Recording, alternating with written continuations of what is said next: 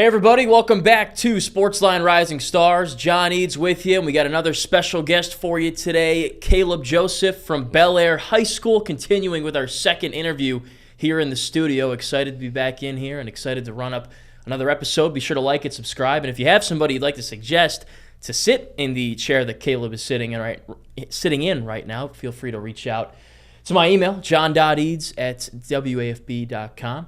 So Caleb, senior year's coming up over at Belaire. Yes. Are you dreading it or are you excited for it, would you say? I'm excited for it. We have a lot of just weight on our backs right now, and we got some statements to make. I know sometimes people are like, oh, it's my last year of high school ball, dreading it. But then other guys, I think this is the position that you're in, excited for it because you haven't really had a chance to assert yourself yet, but this is going to be your opportunity to do that. So most definitely. Yeah. I'd agree with you being on that side of things. So let's kind of start with that. You've had a windy, twisty, and turny, if you will, high school football journey with the injuries and guys in front of you on the depth chart. You know, you may agree with that, you may not. Yeah. It's for each person to have their own opinion upon. But what's it been like for you, and what are some of the things you've had to overcome to get to this point? Well, I had to overcome being smaller than other people, had to overcome just a lot of people ahead of me and people thinking that I'm not good enough, you know, injuries, just not the best coaching. So, yeah, those are some things. Okay. We'll dive more into that. If you don't know, Caleb's one of the best running backs in the area. Not a lot of people know about him because of where he plays and the fact that he's had injuries. He's been behind other people on the depth chart. He's kind of had to work through that. Let's talk about that injury. It was last season, yes, sir. Right? It was a shoulder? Yeah, I tore my labrum the end of my freshman year, and I kept playing on it through sophomore year, and I finally had the surgery like halfway through that. Yeah, that had to be painful. You know, you told me you were playing. It was the last game of the year. No, it was the middle. It was the middle. Yeah. I'm sorry, against Plaquemine. Yes, sir. And the season was going well. Yeah. Right? You'd say individually maybe a little bit more than as a team. And in the middle of the game, it just popped. Yeah, I had a brace on, tried to make a tackle. My teammate ended up running into me, and then it just went downhill from there. And was that like your first major injury? Yeah, most definitely. Yeah. My first major injury, first surgery ever. So, yeah, it was big for me. That's tough. I mean, people kind of forget sometimes what it's like to really deal with an injury, especially like that, because when it's a shoulder, when it's a labrum, you can't really do much working out, so you're not in shape anymore. You obviously can't play in the game. And in high school and really in college, too, you only get 4 years, unless you redshirt, which obviously you can't in high school. So that's a lot of tape you lose. That's a lot of time you lose. And then you got to work 3 times harder to get back into shape and get back into football form, right? Yeah. So, how difficult was that for you? It was very difficult, especially me already having an injury throughout my whole sophomore year. I was playing my heart out, gave it everything that I had until I couldn't anymore. And then the injury came a few months later after the first surgery, had to have a second surgery. Mm-hmm. So pushed me back even further behind for my junior year. I guess there were some complications in that first surgery, right? You don't have to get into the nitty-gritties. It's a little some people might get grossed out about it. But it kind of pushed you back even more than it should have. For sure. And you had an injury before that you were dealing with, you said? No, it's the same thing. Oh, it's the same thing? Yeah. Okay. I'm sure you probably have nagging things, though, throughout the season, with the amount of hits you guys take and the games you play and stuff like that. So, I mean, that's one obstacle you had to overcome. The depth chart, you had a guy you were kind of sitting behind for a couple of years that was the starter in front of you. Yes, sir. That's kind of what the situation was. And maybe you didn't get as many opportunities as you would have liked at that point in time. Yeah. Even up to leading throughout my junior year, I was still running back too, next to Javion Morgan. Okay. He's a great player, a great leader, a great brother, But, I still was the next guy up, still backup. So, cutting playing time is always a challenge. Especially in junior year, because that's like the biggest year for recruiting. That's when colleges kind of want to start building those relationships with you deeper because they can actually contact you and all the stuff with the rules. You being a junior year, they can call and text you, all that stuff. Right. But that's the year you really want to get good film and show these coaches, like, hey, I can really play. Especially coming back from the injury. Right. You got to prove people that Caleb's back to 100%. Caleb's back to full form, pre-injury. So not being able to play last year, that must have been tough too, because you were, healthy to play. You just couldn't get on the field. Right? Yeah, right. Sophomore year was, I think, one of my greatest years. I played pretty much every position you can name. I did my job well. So coming into my junior year, kind of finding my way again, basically strictly on offense, was a challenge for me, but I think I made it work pretty well. Still a solid season, right? You put up, 600, 700 yards, yes, you told sir. me? And all-district? No, I was honorable mention. Right Honorable back. mention? Yeah. Hey, being on that list still, especially not getting, the lion's share of the opportunities. Right. What else did you accomplish last year? That's pretty much it. Okay. For that. Sophomore year, I was second-team all-district for flex. Mind you, my shoulder was still hurt leading up to that point, and I missed like 4 or 5 games after that. So to still make it second team was still amazing. Becoming team captain this year and, just having to be that leader. That's great. You haven't been a captain before. This is your first time getting it? First. Cool. What makes you a good captain, you think? I'm just rebellious. I don't take no for an answer. I like to show my teammates that we are underdogs, and that's what makes us strong. That's what makes us who we are, and that's how we shock people when we put up the numbers that we do, or when we beat your team. It's always a great feeling. By rebellious and taking no for an answer, you mean if a player wants to give 50%, right? Or always pushing them. Okay. Always okay. At practice, during games. We might have disagreements, of course, but it's football. Yeah. At the end of the day. And we started this by saying your journey at Belaire has been, kind of all over the place. Your freshman year, you guys won 6 games. It was one of the best seasons in program history. Yeah. Right?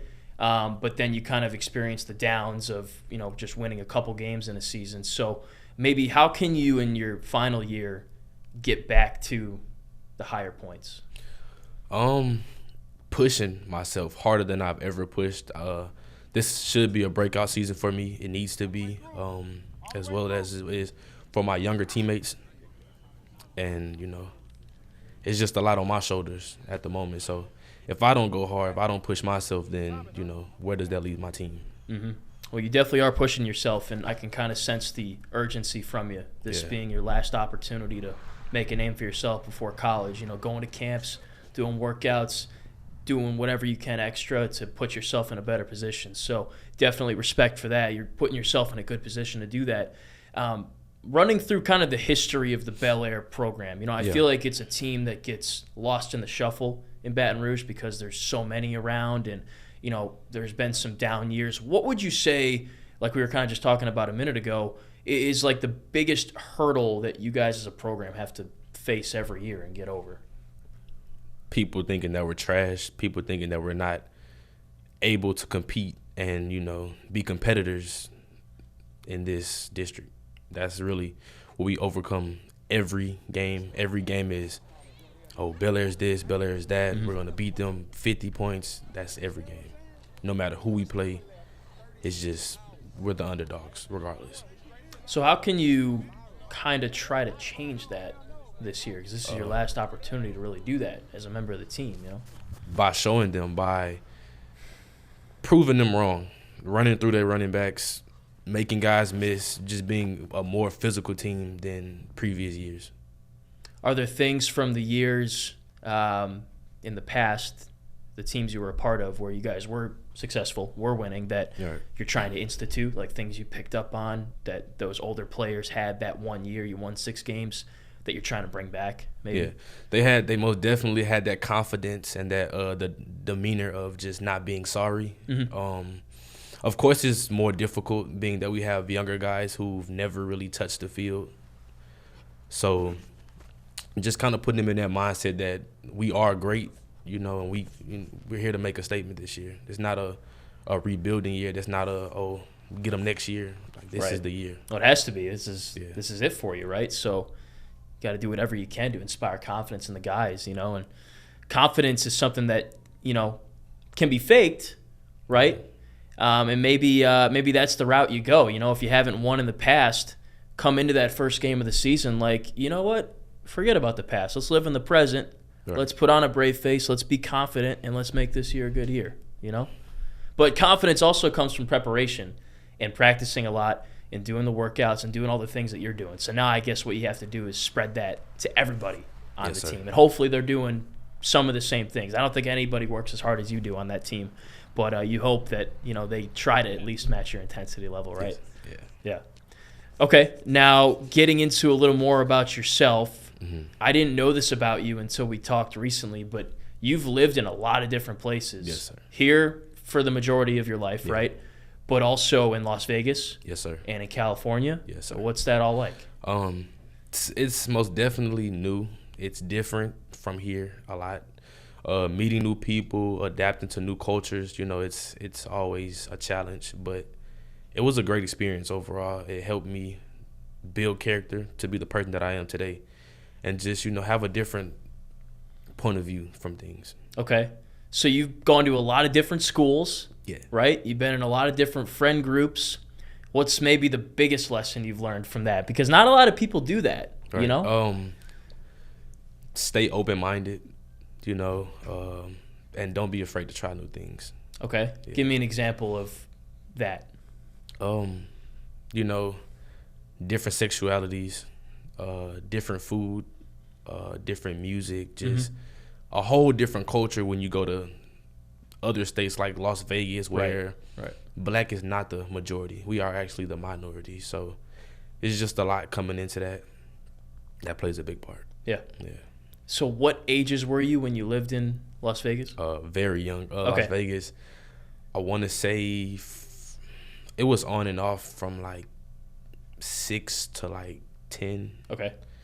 And yeah, I moved back down here in like 2016. Okay. And you've been here since? Yeah. But you also lived in California? Yeah, I when lived you in were younger? California younger than that, like What part? San Diego. Okay. Yeah, I've been there. Yeah. That's nice. Yeah, A lot of traveling, though. Yeah. What's your favorite part about living here?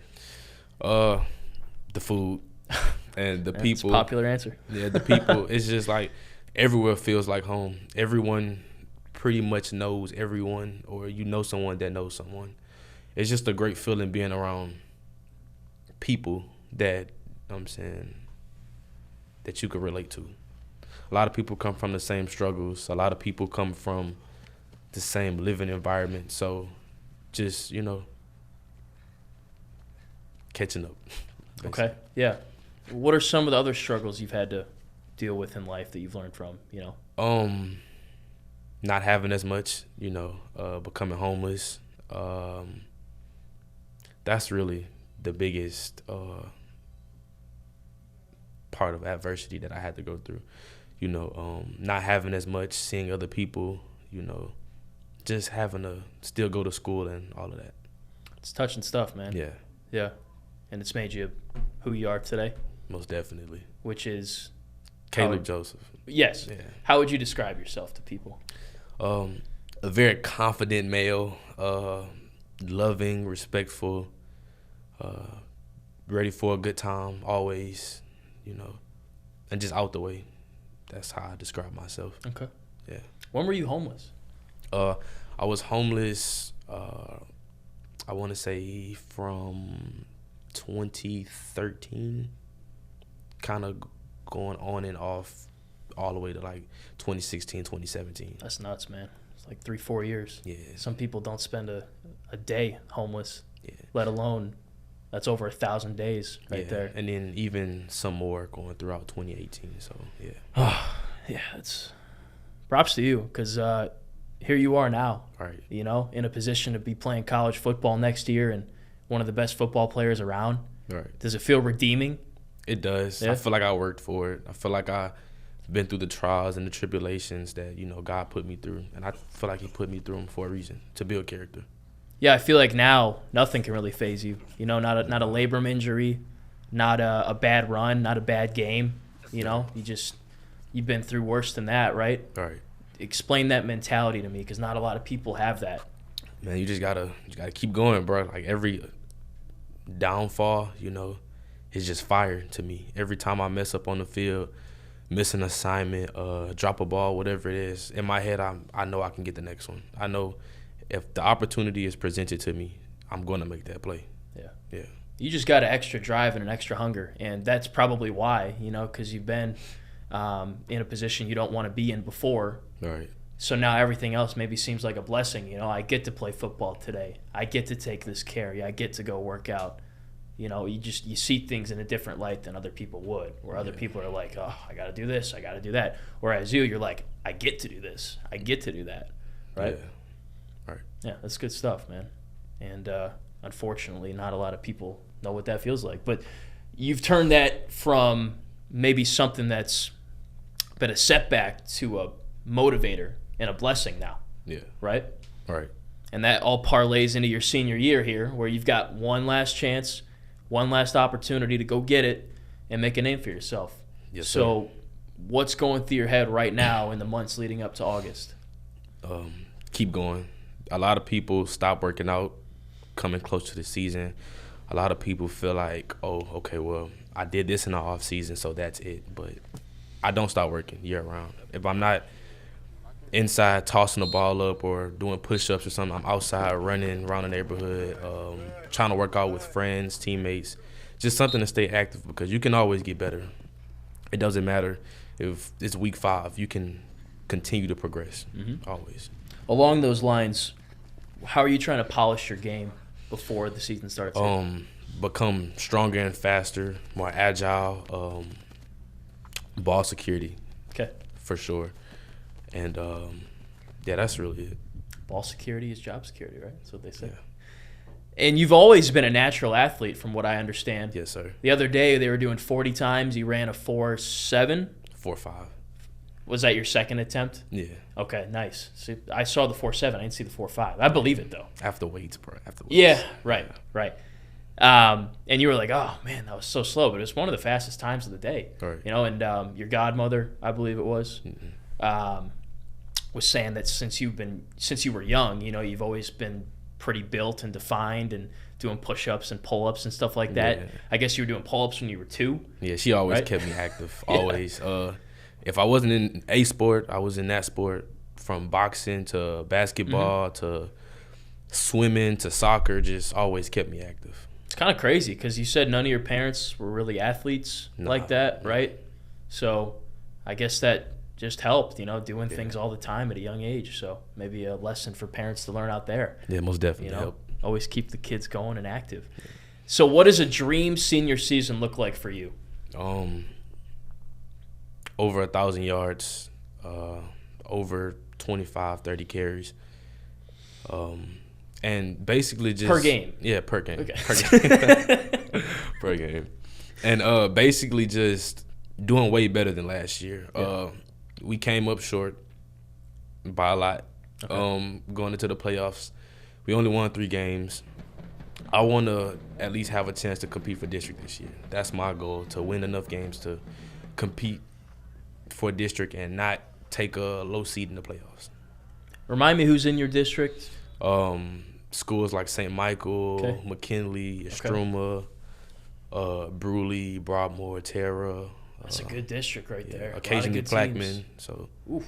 Yeah, that's a good district. Yeah. So you guys are cut out for it, though, especially with you leading the way, all healthy and motivated the way you are. New coach this year, right? Yes, sir. New head coach. He was there before. Yeah, he was our line coach. And Coach Wade was the prior head coach. He's now at Estruma. He's the OC there. Yes, sir. What do you like about the new coach? Well, he's always been around. He's always had my back since 8th grade. Always motivated me. Always thought that I was better or I could be used in different places. And, he just made it feel like home for me. That's nice. I appreciate that. Definitely a guy you want to have on your sideline for your last year, right? Yeah, for sure. A guy with a relationship like that you have with him. Recruiting is going pretty well. Could be better, right? It could be way better. But you got a couple offers, right? Yeah. I got a lot of schools I've been keeping in contact with. A lot of schools I've been communicating and, just building relationships with, sending in film, trying to go visit, going to their camps, just trying to get that offer. Mm-hmm. And they've been pretty receptive to it. Yeah. For the most part. I got Grambling looking, Southern, hopefully. Yeah. I want to stay home. Yeah, okay. And those just some other small schools. And you had an offer from Grambling as a sophomore, Yes, sir. which is impressive. Then the coaching staff left, and things kind of get lost in translation there, I guess, whatever. But you're back in contact with them? Yes, sir. Good. That's what you Coach want. Mickey Joseph. Yeah? Yeah. Yeah, he's been around, man. That's a very experienced coach. It's a good guy to have over there. What would your pitch be to coaches like Coach Joseph, why they should recruit you? You got a dog, man. You got a dog. I'll work everyone if I can. If that's the last thing I do. If I don't see the field, if I'm not making as many plays, if I'm not getting as much play time, I'm going to be a dog. I'm going to put in that work, weight room, practices, games. I'm going to just give it my all every time. Well, you have been. You've been working hard. You've been patient. And now this is your year to have that all pay off, in the stats and the touchdowns you score and the opportunities you get. So anything else you want to say about the upcoming season before we wrap up? I'm ready, bro. I'm ready. We got some rivals this year. Mm-hmm. Like you stated, Coach Byron Wade is at a Strummer. That's our rivals. And just him transferring there is a lot on the team, especially for all the people that he's brung in, including me, since middle school. It's a lot. Yeah. So that game's gonna be that game. You guys miss him on the sideline and stuff like that. Yes, sir. And McKinley too. Okay. Yeah, that's a lot of trash talk. Yeah, especially because last year, we lost on our homecoming. Yeah. By 7 points. So yeah. Got to get back at them. Got to get back. Maybe it'll be their homecoming this year. Hopefully. Yeah. Hopefully. That'd be the only right way to do it, right? Yes, sir. So I love that. Last thing, do you have any hidden talents, things you're really good at that don't involve football? I play instruments. So, okay, which ones? I play alto sax. Okay. And I play cymbals. What's that? The cymbals, like the shiny things, the round circles. Like the things you bang together? Yeah. Oh, that's what they're called? Yeah, cymbals. Okay. Yeah. I didn't know that. I'm not gonna lie. I was like, what? Yeah. I thought you were talking about the Youngboy song, "Drawn Symbols" or something like that. Man, nah. I love that. Okay. Yeah. You do it for fun at school, or? Well, I was on the band. Okay. I was in the band. Leading up to my injury, it kind of limited me to doing all the extracurricular activities. So, but hopefully, looking the upcoming year, I get back into that. That's cool. Yeah. Yeah. It's not like you got enough going on already, but yeah, I love it. I'll have to get some pictures from you or something. I got you. Okay. Yeah. Cool. Yeah, we'll throw those in. Now I know what symbols are, in case I ever need to know. Right. There we go. Yeah. All right, Caleb Joseph, great interview. Thanks for stopping in, brother. Thanks for having me. It's great talking to you. I'm really excited for you, man. This is going to be a big year for you, a chance at redemption to really tie your high school career all together and set yourself up for hopefully a big college career somewhere. Yeah. Hopefully back here in town. We'd love to keep you here in the 225, yes, but we'll see. Thanks again. Look out for him. You're wearing 5 or 6 this year? 6. Number 6 at Belaire High School.